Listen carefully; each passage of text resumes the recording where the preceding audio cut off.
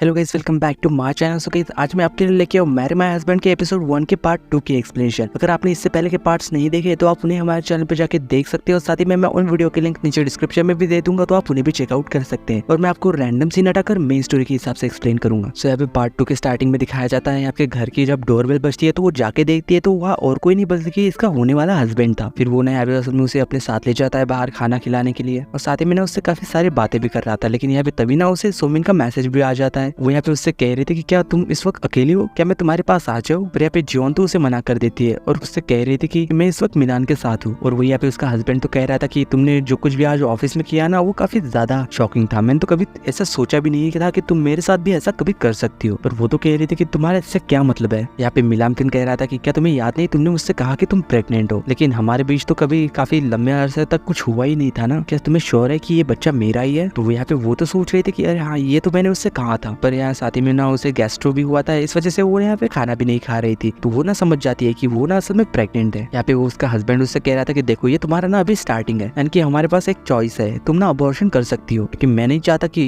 इस वजह से ना तुम्हारा करियर खराब हो जाए। देखो मेरी बातों को तुम गलत मत समझना, मैं ना ये सिर्फ तुम्हारे लिए कह रहा हूँ। पर वो यहाँ पे जियोन तो मन ही मन में सोच रही थी कि तुम्हारे जो भी मन में है ना साफ साफ कहो ना क्या कहना चाहते हो। और इस बार ना मैं तुम्हारी मीठी मीठी बातों में नहीं आने वाली। पहले तो मैंने तुम्हारी बातों पे ट्रस्ट करके जॉब छोड़ दिया था, लेकिन इस बार ना ऐसा नहीं करूंगी। अगर मैंने ये सब किया तो तुम भी ना फिर मुझे छोड़ के चले जाओगे। और साथ ही में ना फिर वो यहाँ पे उससे कहते थे कि यार ये सब एक गलत फहमी थी, मैं प्रेग्नेंट नहीं हूँ, मेरा बस थोड़ा पेट खराब हो गया था और कुछ नहीं। तो ये सुन के यहाँ पे वो तो खुश हो रहा था और उससे कह रहा था कि सच में। पर यहाँ पे फिर ना जियोन उससे साफ साफ कह देती है कि मैं तुमसे ब्रेकअप करना चाहती हूँ। ये कह के जब वो वहाँ से जाने लगती है, लेकिन यहाँ पे उसका हस्बैंड तो पीछे पीछे आ रहा था और वो ना फिर यहाँ पे उससे गुस्से से हाथ पकड़ लेता है। कह रहा था कि तुमने मुझसे ब्रेकअप करने का सोचा भी कैसे। पर वो तो यहाँ पे उससे जब अपना हाथ छुड़ाने की कोशिश कर रही थी, लेकिन वो ना यहाँ पे उसे गुस्से में ना एक दीवार से जाके भिड़ा देता है और कह रहा था कि तुम ऐसा सोच भी कैसे सकती हो। और यहाँ पे हमें ना मिलान का असली चेहरा दिखाई देता है, जो कि शायद ना काफी ज्यादा इविल था। इसी वजह से यहाँ पे जियोन तो काफी ज्यादा डर चुकी थी और वो ना यहाँ पे काफी ज्यादा चिल्ला रही थी हेल्प करी। फिर यहाँ पे जब पब्लिक वहां आ जाती है तो फिर इसे ना यहाँ पे पुलिस स्टेशन में लाया जाता है। पर यहाँ पे फिर भी ना असल में पुलिस वाले तो उस लड़के की साइड रह रहे थे और कह रहे थे कि ना ही किसी को चोट आई है और ना ही ना कुछ बुरा हुआ है, तो इस वजह से मैं इसका यार कैसे लिखूं। फिर वो ना यहाँ पे उन दोनों को वापस घर भेज देती है। जब यहाँ पे जियोन ना वापस घर आ चुकी थी तो वो ना जब यहाँ पे अपना बैंक अकाउंट चेक करती है तो उसे पता चलता है कि असल में मिनहॉन ने ना उसका काफी बार उसका अकाउंट यूज किया है, यानी कि उसने इसके काफी सारे पैसे पहले ही यूज कर लिए थे। और साथ ही में ना वो यहाँ पे मन ही मन में कह रही थी कि मैं कितनी ज्यादा पागल थी, मैंने उसे इतने ज्यादा पैसे ऐसे कैसे दे दिए। पर तभी ना यहाँ पे उसका हस्बैंड का फिर से मैसेज आता है, जो कि उससे कह रहा था कि मुझे माफ कर देना, मुझसे ना गलती हो गई, मैं दोबारा से तुम पे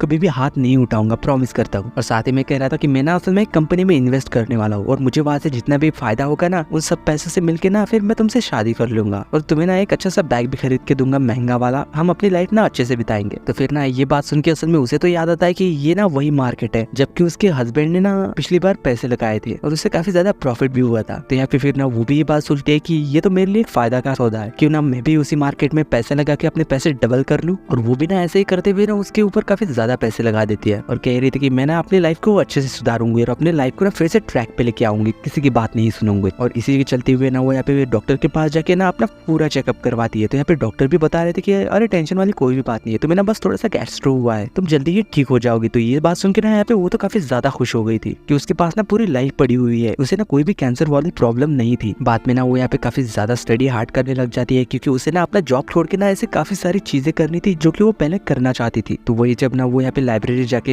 ऐसे कुछ बुक दिख रही थी, लेकिन उसी दौरान ना यहाँ पे उसे जियो को वहाँ पे मिल जाता है। वो तो यहाँ पे उसे फिर कहने लग गया था कि क्या तुम सच में जॉब छोड़ने वाली हो। पर यार वो तो कह रही थी अरे नहीं, फिलहाल तो मैं जॉब नहीं छोड़ने वाली, क्योंकि मुझे ना डिसीजन लेने में थोड़ा सा प्रॉब्लम हो रही है, मैं तो बस इस बारे में सोच रही थी। पर तभी ना यहाँ पे जियो की नजर ना उसके हाथ पे बने हुए चोट पे जाती है, क्योंकि यहाँ पे कल कैटल गिरने की वजह से ना उसके हाथ में चोट लग गई थी। यार वो ये सब देख के ना उससे तो माफी मांगने लग गया था। और साथ ही में ना वो ये भी याद करते हैं कि सेम ऐसा ही निशान ना उसके हाथ के ऊपर था 2023 में, यानी कि जो चोट इसे लगने वाली थी वो चोट ना जियो को लग चुकी थी। फिर वही बाद में ना ये दोनों वहां से खाना खाने के लिए भी चले जाते हैं। यहाँ पे जैसे जियो ना अपना चश्मा उतार के नीचे रखता है तो वो ना पूछ रहा था कि ये कैसा लग रहा है। तो यार वो तो उसे देखते हुए सोच रही थी कि अरे वाह, ये तो कितना ज्यादा हैंडसम है, मैंने इससे पहले इसके ऊपर ऐसा कभी ध्यान दिया क्यों नहीं। पर यहाँ वही जियो तो कह रहा था कि अरे तुमने तो अभी सूप तो ट्राई भी नहीं किया, तो फिर तुम्हें कैसे पता कि ये अच्छा है। तो उसे तो यहाँ पे पता चलता है कि अरे ये तो सूप की बात कर रहा था। और ऐसे ही फिर हर बार में जब वो यहाँ पे जल्दी से सूप पीती है तो वो काफी ज्यादा गर्म था, इस वजह से ना यहाँ पे उसका मुंह जल गया था। यहाँ पे फिर ना वो उसे पानी देते हुए फिर से पूछ रहा था कि क्या तुम सच में जॉब छोड़ना चाहती हो, कहीं ये सब तुम्हारी शादी की वजह से तो नहीं हो रहा, उस लड़के की वजह से। तो इस बारे में उसे फिर याद आता है कि वो ना इस साल शायद इसी महीने जियो से शादी शादी करने का प्लान कर रही थी और सोच रही थी कि अगर सच में उसने मिनहोक से शादी कर ली तो वो ना पक्का मरने वाली है फिर। और कह रही थी कि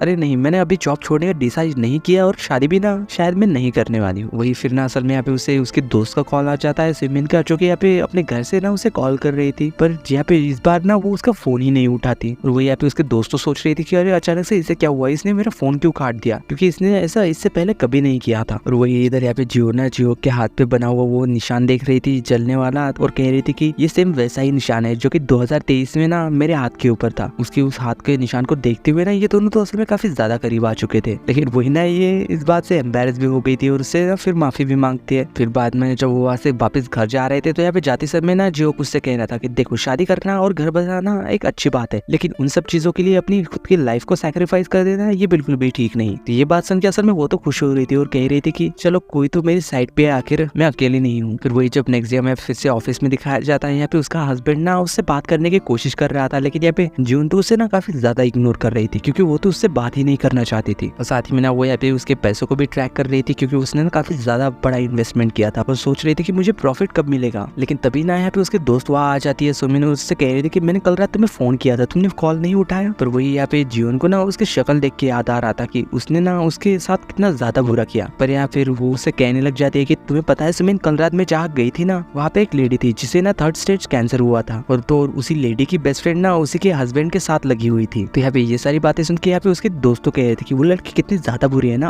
अपने ही बेस्ट फ्रेंड को उसने धोखा दिया। और साथ ही में ना ये सब कहते हुए वो ना यहाँ पे उसके गोद में सर रख रही थी और उससे कह रही थी कि अगर तुम्हें कुछ सच में हो गया तो मैं भी ना तुम्हारे साथ मर जाऊंगी। लेकिन जैसे ही फिर असल में यहाँ पे मैनेजर ना जियोन को आवाज देता है तो यहाँ पे जियोन ना असल में उसके दोस्त को तो धक्का देके वहां से चली गई थी क्योंकि वो ना अभी भी उसके ऊपर बहुत ही ज्यादा गुस्सा थे। वही फिर बाद में ना यहाँ पे जियोन ना एक जगह पे खड़ी हुई कुछ सोच विचार कर रही थी कि तभी यहाँ पे ना वो देखती है कि एक लेडी उसकी तरफ आ रही थी और सोच रही थी कि क्या मैं इससे मदद मांग लूं, लेकिन यहाँ पे तभी ना उस लेडी को पीछे से कोई बुला लेता है और वो ना वहां से चली गई थी। तो जब यहाँ पे जियोन ना देखती है कि उस लेडी का चाय का कप ना असल में बिल्कुल एज पे ही रखा हुआ था जो कि बस गिरने ही वाला था, पर जैसे ही वो ना यहाँ पे उस कप को बचाने के लिए जाती है तो वो ना यहाँ पे टकरा के नीचे गिर जाती है और इस वजह से यहाँ पे उसके नी में ना काफी बड़ी चोट लग गई थी। पर ये सब ना अभी हुआ नहीं था, यानी कि उसने ना एक फ्यूचर की छोटी सी झलक देख ली थी। वो सोच रही थी कि अगर मैं बच के चली जाऊँ तो मुझे ना कुछ नहीं होगा। तो फिर ना वो यहाँ पे उस डब्बे से बचते हुए जाके उस कप को गिरने से बचा लेती है और सोच रही थी कि अरे वाह, इस बार ना मुझे चोट बिल्कुल भी नहीं लगी, यानी कि मैं फ्यूचर को अपने हिसाब से बदल सकती हूँ। लेकिन तभी ना यहाँ पे उसका हस्बैंड फिर से उसके पीछे आ जाता है तो वो ना फिर से उससे बच के भागने लगती है, लेकिन फिर से ना वो यहाँ पे टकरा के नीचे गिरने ही वाली थी कि यहाँ पे जियोक ना फिर से आके उसे बचा लेता है और उससे कह रहा था कि यार ठीक से चलो, तुम्हें चोट लग सकती है। तो यहाँ पे फिर से ना जियोन के पैरों में ना चोट लगने से बच गई थी। वो बाद में ना फिर यहाँ पे वॉशरूम में आके सोच रही थी कि ये सीन ना 3 बार रिपीट हो चुका है क्योंकि मुझे ना पहले चोट नहीं लगी थी, क्या शायद इसी वजह से ये सीन रिपीट हुआ। ये सब सोच के जब वो ऑफिस से वॉशरूम से बाहर निकलती है तो यहाँ पे उसका हस्बैंड ना फिर से उसके पीछे पड़ गया था। तो यहाँ पे वो फिर से उससे बचे भागी रहे थे कि उसका पैर ना फिर से किसी गमले से टकरा के ना वो नीचे गिर जाती है, जाके फाइनली ना उसके पैरों में फिर से चोट लगी गई थी आखिरकार। और वो सोच रही थी कि फिर